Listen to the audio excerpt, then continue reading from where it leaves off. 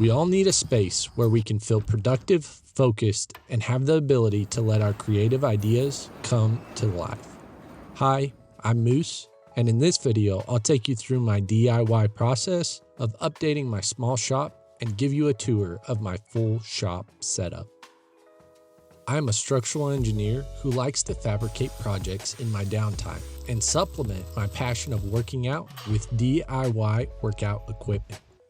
So the overall goal of this project was to make a space that will optimize my workflow, allow for my creative juices to flow, and allow for some heavy weights to be thrown around.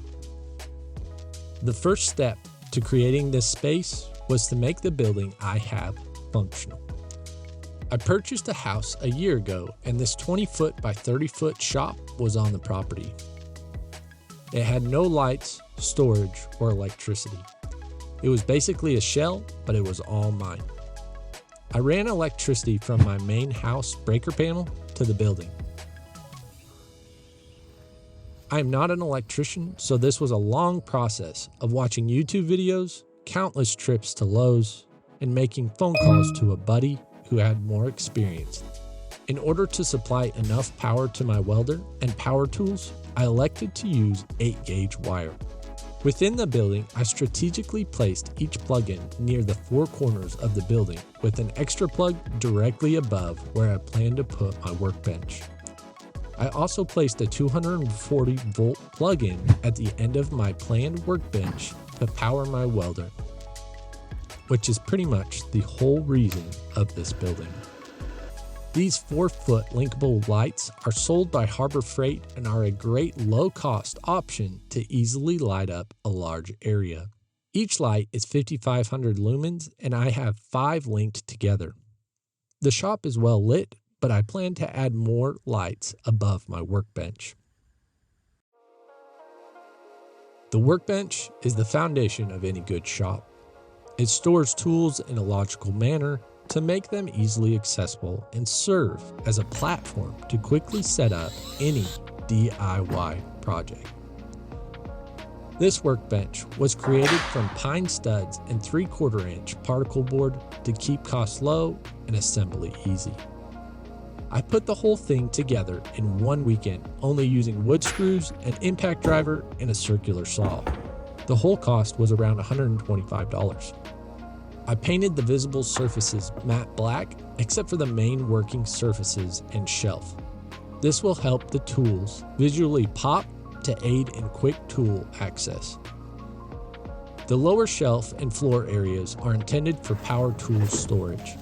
It looks pretty messy right now, but the plan is to have all items in these yellow and black storage bins neatly tucked and labeled underneath. These standard pegboards from Lowe's are the resting place for my most used tools. To avoid wasting time on my project, I strategically placed each tool that found the pegboard as home.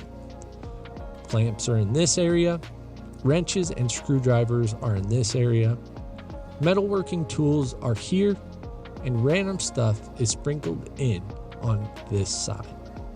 I made this shelf specifically for my battery-powered tools to quickly slide in and out. My impact driver and drill are 2 of my most used tools, and I love being able to quickly reach up and grab them in a moment's notice. This other shelf is meant to protect my monitor and hold a speaker on top. Depth of the workbench makes it hard to access anything on this shelf, so I keep it for low-use items. I created the workbench to be exactly at my hand level when I bend my elbows to 90 degrees. I'm taller than most, and this made the workbench very tall. In hindsight, I should have made the table a bit shorter to accommodate other people who might use it. I got this Harbor Freight workbench stool because it was cheap and hit the exact height range that I needed. If you think this shop is a good start but has a lot of work left, then hit that subscribe button to see the progress unfold in future videos. If the workbench is the foundation of a good shop, then the welding table is the heart. This is where my DIY projects come to life. This welding table was completely made from scrap metal, and it has proved to be the most useful item in my shop. Click the tag at the top of the screen if you want to see the entire build. I painted the bottom of the table light green, which, if you have not been able to tell, is the accent color of my shop. I left a lot of features off this table. I wanted to spend time working on top of and around the table to determine what specific features are truly necessary for me and how I work. I plan to add a swivel out stool, a hook for welding leads, a bench vise, some clamp storage, and a shelf to hold scrap metal. I will make a video of these builds in the future, so be on the lookout. Apart from the tools I store on my workbench, I have a Craftsman stand-up toolbox. This is where the specialty tools and infrequently used tools get stored, which includes my second set of wrenches, an assortment of drivers and drill bits, files, measuring equipment, and a whole lot more that I will not bore you to death by listing. I also have the Benchtop sander made by Porter Cable. I use this quite a bit to clean up edges of plates and to shape pieces of wood. I made the stand for this out of a 100-pound truck rim and a piece of 6x6-inch square tube that I found at the scrapyard. I need to add a hammer holder and put a fresh coat of paint. I split the shop in half, with one side being my workshop and the other side being my gym.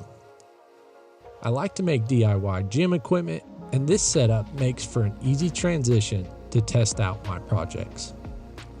This area is pretty messy right now, but I plan to make some DIY barbell and weight storage to clean up and maximize the space available for working out. I enjoy lifting weights, getting in some metabolic conditioning, and trying my hand at strongman style training. I'm a big advocate of staying healthy through movement and plan to use this space for years to come. If you want to see a tour of my gym and the equipment I use to work out, leave a comment below. If I get enough interest, I will post a home gym tour. And that ends the tour of my shop. Yes, this is not some high-end workshop with CNC machines and lathes at every corner.